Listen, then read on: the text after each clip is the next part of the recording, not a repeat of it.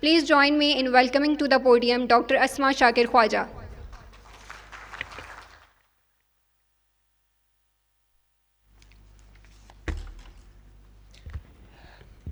Bismillahirrahmanirrahim. Honorable President of Azad Jammu and Kashmir, Chaudhry Lateef Akbar, respected Lieutenant General retired Sarfaraz Sattar, Hilal-e-Imtiyaz Military, Advisor to the National Command Authority, distinguished Chairman of the Parliamentary Kashmir Committee, Rana Muhammad Qasim Noon, esteemed Major General retired Syed Shahab Shahid, Director General Arms Control and Disarmament Affairs, DG ECDA, Honorable Minister for Human Rights and Minority Affairs, Sardar Ramesh Singh Arora, coming all the way from Faisalabad, our distinguished fellows who have traveled from Islamabad, Air Marshal Javed Ahmed, Hilal-e-Imtiyaz Military, retired President, Center for Aerospace and Technologies, academics, policymakers, defense experts, diplomats, and honored guests. Assalamu alaikum and a very warm welcome to each one of you. First of all, I would express my gratitude to everyone traveled long distance to participate in today's conference, especially our worthy speakers. Then it is time to acknowledge the hard work of my team for giving their best to make today's conference an academic success to fill the existing knowledge gaps. Each one of you is a precious member of Center for International Strategic Studies, AJK. Ladies and gentlemen, we are the first and only think tank in the entire region of Jammu and Kashmir dedicated to research on strategic affairs. We have dedicated team of researchers to research on issues related to nuclear politics, arms control, disarmament, and emerging technologies, including artificial intelligence, space, and quantum computing. Our work also encompasses strategic studies and the dynamics of Kashmir conflict, state, and society. Our team has published 39 research papers on critical security issues and 485 op-eds articles since our inception, which is only 2 years back. Ladies and gentlemen, CISSAJK is also actively shaping narratives and on strategic issues through our publications, Strategic Perspectives, a journal of strategic affairs, and our blog series, Strategic Forecast, and different books and research production. This is not merely research. This is the foundation upon which Pakistan's strategic discourse is built. In a short span of 2 years, our work has gained global recognition. Our researchers have been invited by international bodies, including the Facebook Oversight Board, to discuss AI-generated content and digital governance, highlighting the impact of our research, further solidifying our role in shaping global debates.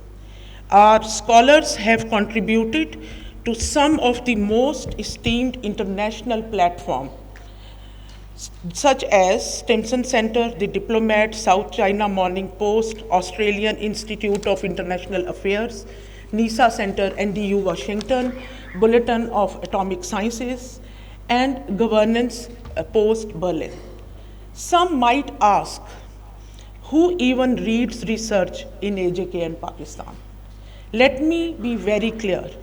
The research is not just about publication.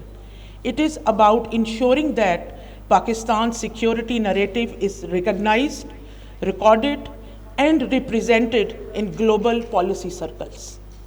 We are living in an era where generative AI models are being trained on global data that shapes narratives, perceptions, historical records, and policy discussions. If Pakistan's voice is absent from those globally recognized forums, our perspective will be missing from the information ecosystem, and we will fall behind in the battle of narratives. This is why producing knowledge is no longer an option. It is a strategic necessity. We must ensure that Pakistan's security, strategic concerns, and national discourse are not only just represented, but are done so with quality, depth, and global reach. I am proud to say that in just 2 years, CISSAJK has achieved both, and we remain steadfast in our mission to continue shaping the discourse for Pakistan. Ladies and gentlemen, we are witnessing an era of profound geopolitical transformations, where the traditional assumptions of stability and deterrence are rapidly evolving.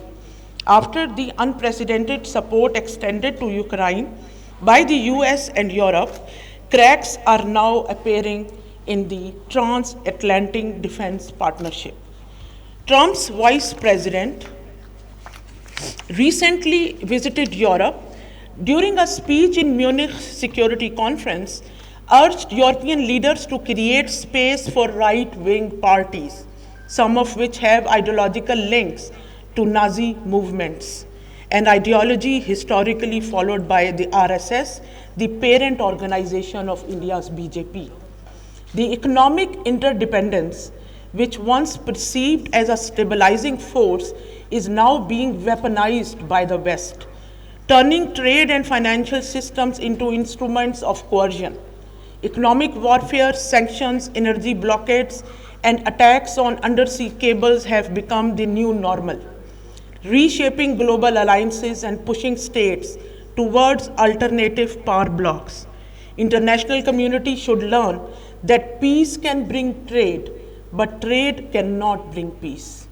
Ladies and gentlemen, Trump's recent direct communication to Russia, including discussions about mutual visits with the President Putin, may appear to be a Trump's own decision, but a deeper analysis reveals that it is a part of a broader US strategy called as Asia Pivot Policy, where the focus is shifting away from Europe and towards Asia, particularly for the containment of China. The US national security strategy explicitly labels Russia as an irritant while identifying China as the long-term strategic competitor. The logic behind Trump's diplomatic proposals towards Moscow is clear: to reduce Russia's dependence on China and weaken the growing Sino-Russian partnership. India, as Washington's preferred partner in this strategy, stands to benefit immensely. Dear audience, the rapid advancement in artificial intelligence, quantum computing, and autonomous warfare are reshaping global security paradigms, and South Asia is no exception. AI-driven decision-making in nuclear security is becoming a new frontier, as seen in OpenAI's collaboration with US national laboratories to enhance nuclear threat detection, cybersecurity, and crisis simulation. The emergence of AI models like DeepSeek, which requires significantly lower computational power, is accelerating militarization of AI, lowering the threshold for its deployment in autonomous weapons and nuclear command and control systems. This will have implications for our region as well. India's aggressive push for defense modernization and the integration of AI into the military systems, particularly in missile guidance, early warning networks, and naval operations, pose significant risks to strategic stability. The BrahMos missile incident of 2022, when an Indian cruise missile was fired into Pakistani airspace due to so-called accidental firing, highlights the dangers of flawed automation and unreliable command structures. India's expanding nuclear submarine program further raises serious concerns regarding naval safety and crisis management, especially as the Indian Navy has recorded one of the highest accident rates at the sea. Repeated submarine mishaps, fires abroad, frontline warships, and operational lapses amplify the risks associated to nuclear-armed platforms, creating a volatile security environment for South Asian region. Ladies and gentlemen, while Pakistan faces unjustified restrictions, India continues to advance its missile capabilities with active Western support despite US-led sanctions. Pakistan's missile program imposed under the guise of non-proliferation. India is benefiting from relaxed nuclear safeguards, direct foreign investments in missile technology through private space companies, and advanced defense transfers from Western states. The same nation that advocates strategic stability are in practice enabling India's missile proliferation, nuclear modernization, and hypersonic advancements. India is actively developing missile technology, precision-guided missiles, MIRVs, which allows to rapid deployment, improved survivability, and greater operational flexibility for its nuclear arsenals. This shift further complicates crisis stability and response mechanism in South Asia. The integration of hypersonic glide vehicles and advanced counterforce capabilities signals a doctrinal dangerously eroding regional strategic equilibrium and increasing the likelihood of miscalculations. India's increasing reliance on autonomous and AI-driven kamikaze drones from swarm attacks and precision strikes highlights its focus on offensive military applications. Moreover, India's private space sector is playing a growing role in military applications with companies developing dual-use missile technologies, satellite-based targeting systems, and AI-enhanced ISR platforms. This unchecked expansion, combined with India's ambitions for hypersonic missile capabilities, is pushing the region towards a highly unpredictable and unstable security environment, where miscalculations, unintended escalations, and AI-driven crisis dynamics could severely undermine existing deterrence frameworks. India is accelerating its nuclear modernization at an unprecedented pace, and this is being supported by Western defense technology transfers and regulatory leniency. India's development of ICBMs, integration of hypersonic weapons, and refinement of counterforce strategies are threatening strategic balance in the region. Although US President announced that he's providing fifth generation F-35 fighter jets to India to counter China, but here let me say that China is already testing sixth generation aircrafts, investing in quantum radars, and pioneering innovative techniques to detect stealth aircraft.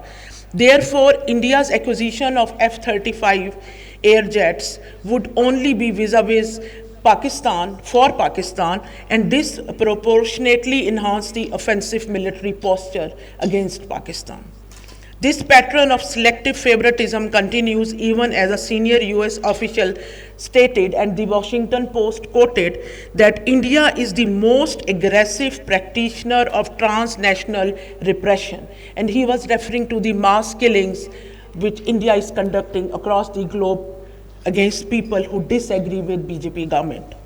Instead of holding India accountable for its destabilizing military buildup and extrajudicial killings, the West is selectively strengthening India's offensive capabilities while restricting Pakistan's access to critical defense technologies.